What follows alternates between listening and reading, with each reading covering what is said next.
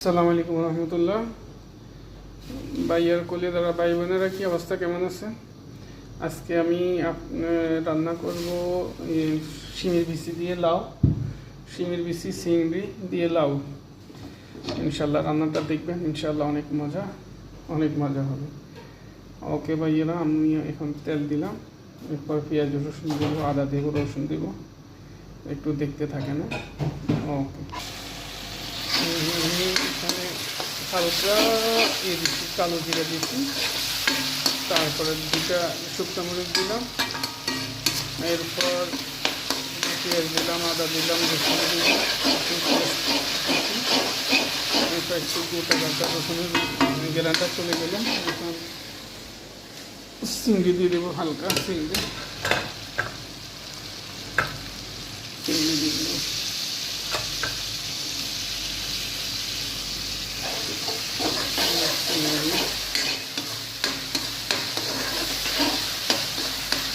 আর এখানে আমি ফ্রিজে রাখার জন্য শিমের বিচি আছে না, শিমের বিচি সিদ্ধ করে রাখতেছি কালকে আরেকটা রেসিপি দেওয়ার জন্য।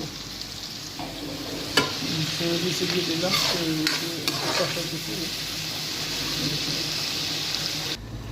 আমার লাউ চিংড়ি খেসারি শিমের বিচি এখন কয়েকটা কাঁচামরিচ ফালি করে দিয়ে দিছি।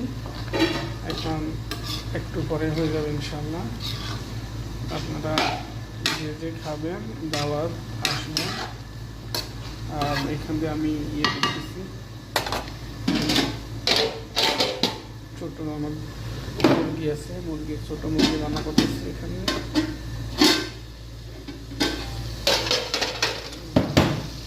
ছোটো মুরগি রান্না করতেছি।